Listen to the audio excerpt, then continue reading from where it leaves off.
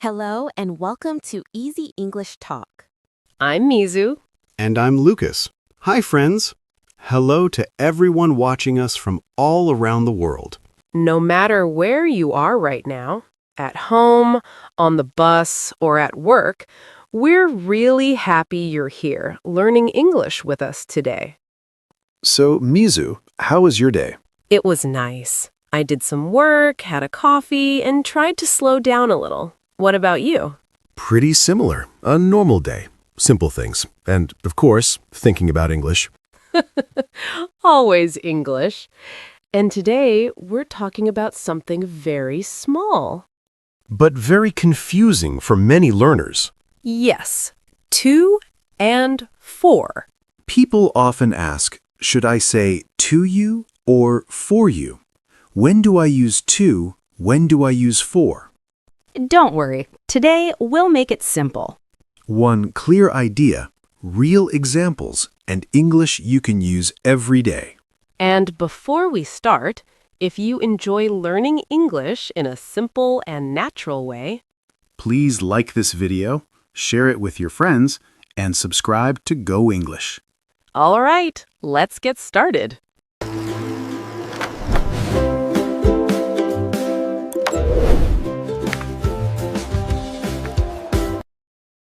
All right, before we go into examples, let's relax for a second.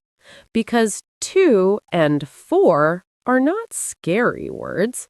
They're small, but they show different feelings. Yes, and that's the key. Feeling, not rules. When people get confused, it's usually because they try to translate in their head. Exactly. So today, just remember one simple idea. To is about where something goes. Yeah, movement, direction, or a person receiving something. From here to there. Like, I'm going to work. I sent a message to my friend. You can almost see it moving. Right. Something is going somewhere or going to someone. Now, for feels different. For is about why or who benefits. Yes, not movement, meaning. Reason, purpose, or who this is good for. Like, this gift is for you. I'm learning English for my job. Nothing is moving there. It's just answering the question why, or who is this good for? So, very simply, and this is enough for now, to is about where it goes. And for is about why we do it or who benefits. You don't need to remember long explanations. Just feel the difference. And don't worry, we'll practice this together with real examples in a moment. Yes, step by step, slowly and naturally. All right, let's start with the most common use of to. This one is super friendly. To is about direction, where you're going. Yes. Think about movement. Your body moves. Your mind moves. You start here, and then you go to somewhere else. For example, every morning I say, I'm going to work. Very natural. You're not at work now, but you move and boom, work. Or maybe after work you say, I'm going to the gym. I'm going to the supermarket. Exactly. Home to the gym. Home to the supermarket. Let's try another one. She walked to the bus stop. You can really see it, right? She's here, walking, and she arrives to the bus stop. Yes, to help your listener see the movement. And it's not only short distances. Big trips, too. Right. We're flying to Sydney. We're traveling to Japan. Wow, big movement. Different city, different country. Still, too. So remember this feeling. You start in one place. And you go to another place. Here's a fun way to say it. You move from here. To there. That's it. No grammar stress, just movement. If you can draw an arrow in your head, to is probably correct. And don't worry, in the next parts, we'll show you to with people too. Yes, because English loves movement, even when it's invisible. All right, now let's take to one step further. It's still the same idea, movement, but this time the destination is a person. Yes, not a place, a person. Something moves to someone. For example, I gave the keys to my brother. Perfect. The keys move from you to your brother. You had the keys. Now he has the keys. We can see the movement. Let's try another one. She sent an email to her boss. Even though you can't see the email, your brain still feels it moving. The email moves from her laptop, through the internet, and finally to her boss. Exactly. Now this one is very common in conversation. Can you explain this to me? Yes. The idea, the information, the meaning, it moves to you. So it's not only physical things. Words move. Ideas move. Advice moves. Messages move. Everything can move to a person. Here are some more natural examples. I sent a message to my friend. Don't say that to her. Can you talk to him later? All the same feeling. Something goes from one person to another person. So remember this simple idea. To is about receiving. Yes, if someone receives something, to is usually your best friend. No rules to memorize. Just ask yourself one question. Is something moving to a person? If the answer is yes, to sounds right. Nice and easy. Now, let's look at another very common use of to, and this one shows up everywhere in daily English. When to comes before a verb, it often becomes part of the verb pattern, so don't treat it like direction or destination this time. Yes, this is where many learners stop and think too much. But actually, it's very natural. We say these phrases all the time without thinking. For example, I say, I want to learn English. I'm not moving anywhere. Nothing is going to a place. To is just connecting the idea of wanting with the action. Exactly. Or, we decided to stay home. Again, to is not about movement. It's just part of how the verb works in English. You also hear, I need to call her. He tried to explain. She wants to improve her English. These are all very normal, everyday sentences. So here's the relaxed way to think about it. When to comes after verbs like want, need, decide, or try, it's simply part of the verb structure. You don't need to analyze it. Yes, don't overthink it. If it sounds natural, it usually is. Listen to how people speak. Copy the pattern and use it slowly. And the more you hear these patterns, the more automatic they become. So remember, sometimes to shows direction, sometimes it shows a receiver, and sometimes it's just part of the verb. And all of that is normal English. Lucas, can I ask you something? When you hear the word for, what's the first question that comes into your mind? Honestly, why?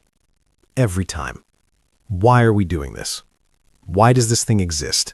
Yes, exactly. And that feeling is so important. For is not about going somewhere. It's about explaining the reason behind something. Right. Like, if I see a button and it says, this button is for emergencies, I don't imagine the button moving. I just understand its purpose. Same here. The word for quietly tells me, hey, this is the reason. This is what it's made for. Let me try another one. If you say, I'm studying English for my job, I immediately understand why you're studying. It feels clear. Yes, and notice how natural that sounds. You're not thinking about grammar, you're just explaining your life. Exactly. Or when someone says, "We stopped for lunch," I feel the reason right away. Hunger, food, a break. Yes, lunch is the reason. That's why for sounds so comfortable there. So maybe the best way to remember for is not with a rule, but with a feeling. I agree. When your sentence is answering why, for usually fits perfectly. No pressure, no memorizing. Just listen to your meaning. And let the word for do its job. Lucas, let me ask you another question. When you give someone a gift, what do you usually say? I usually say, "This is for you." It just feels right. Yes, exactly. And when you say that, you're not talking about movement, you're talking about who benefits. Right. The gift exists because of that person. It's meant to make them happy. So when I hear for, I often feel kindness, care, someone thinking about someone else. That's a really nice way to put it. Like when people say exercise is good for your health. Health benefits. You feel the positive result. Yes, nothing is moving there. It's just about the effect, who or what becomes better. Let me try another one. I booked a table for my friends. Exactly. They're the reason. They get the benefit. So if someone is helped, supported, or gets something good from the action, for sounds very natural. I agree. When your sentence answers the question, who is this helping, for usually fits. And again, no grammar stress, just meaning and feeling. Yes, English becomes much easier when you trust that feeling. Lucas, here's another situation where learners often pause and think too much. Time. Yes, especially when they want to talk about how long something lasts. Exactly. When you say, I've lived here for 5 years, you're not talking about a place you're going to. You're talking about time passing. Right. 5 years is not a destination. It's a period. You feel the length of it. And the same feeling in, we waited for a long time. You can almost feel the waiting, the minutes slowly going by. Yes, nothing moves there. You're just describing how long the situation continues. So when you talk about duration, for sounds natural. It connects the action with the time it lasts. And that's why we don't use to here. You don't wait to 5 years. You don't live to a long time. Exactly. For is comfortable with time. It helps your listener feel the length. So again, no rules to memorize. Just listen to what you're really talking about. If it's about how long, for usually fits. All right, Lucas. This is the part where many learners suddenly say, "Oh, now I get it." Because here, the situation looks the same, but the feeling is different.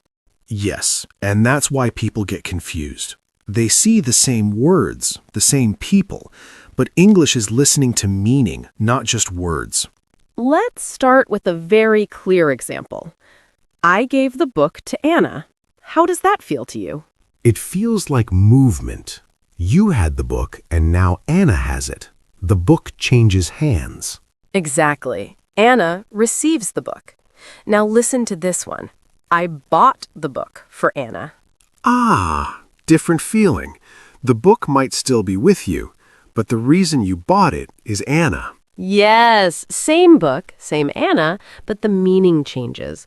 One is about giving, the other is about who benefits. So this is very important.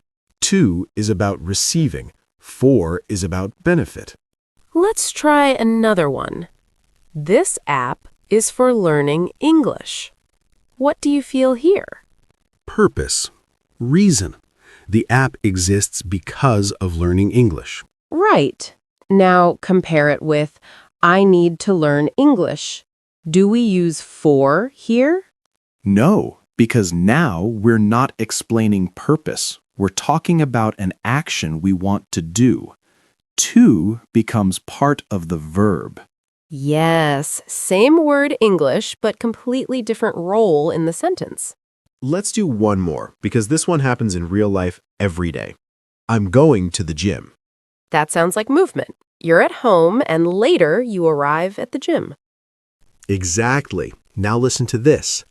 I go to the gym for my health. Same gym, same person, but now we're not talking about where you go, we're talking about why you go. And that's the key idea. Same situation, different feeling. English is not asking you to memorize rules, it's asking you to choose the meaning you want. If you focus on meaning, to and for suddenly feel much easier. Yes, slow down, listen to your sentence, and ask yourself what you really want to say. And then the right word usually appears naturally. Lucas, can we talk about mistakes for a moment? Because this is where many learners start to feel nervous. Yes, and honestly, they really don't need to. 2 and 4 are confusing for almost everyone at some point. Exactly. For example, many learners say, I explained it for him, and I understand why they say that. Right, because they're thinking about helping him. But the feeling of explain is giving information to someone. Yes. The information moves to the person. So the natural sentence is, I explained it to him. Another very common one is when people want to be kind and say, this is to you, when they mean a gift or something nice. Yes, and again, the feeling matters. If it's about benefit, care, or kindness, English usually chooses for. So we say, this is for you, and it sounds warm and natural. But here's the most important thing. Making these mistakes is completely normal. Even advanced learners mix this up. Even native speakers sometimes pause and think. So don't feel bad. Mistakes are part of learning. They show you were trying. And every time you notice the feeling behind the sentence, you get a little better. Exactly. English grows slowly, and that's okay. All right, let's make this super simple. Yes, if you remember just one thing, this is enough. When you use to, quietly ask yourself, where is it going, or who receives it? And when you use for, ask yourself, why am I doing this? Or who benefits? That's it. 2 questions. No translating in your head. Just feel the meaning. And let English flow. All right, Lucas, we've talked a lot about to and for, so now let's try a short story and feel them naturally. Yes, I like this. Real stories make it easier to remember. Yesterday, I saw you preparing something. Were you getting ready for a birthday? Yes, I was. I prepared a gift for my best friend. Oh, that's really nice. What kind of gift was it? It was something small but meaningful. And later, I gave the gift to her in person. That sounds perfect. Did you also send her a message? Yes, I sent her a message to remind her about the appointment. Right. A message to someone and a reminder about something. Exactly. And of course, I'm still learning English for my future. Same here. We're all doing this for a reason. And this morning, I said, I'm going to work. And I went to the gym for my health. See? To a place, for a reason. Exactly. Everyday life, everyday English. Say it slowly, use it naturally, and it starts to feel easy. Yes, that's it. No stress, just real conversation. All right, Lucas, let's quickly wrap everything up. Yes. First, to is for direction, for receiver, or when it's part of a verb, like want to, need to, decide to, or try to. And for is about purpose, benefit, or duration. Same sentence, Same words, different feeling. Exactly. If something moves to someone or somewhere, use to. If you're talking about why, who benefits, or how long, use for. No need to memorize everything. Just listen, feel it, and use it naturally. All right, friends, now it's your turn. Yes, try making your own sentence using to or for. It can be about anything in your life, giving something to someone, doing something for a reason, or even about time. Write your sentence in the comments.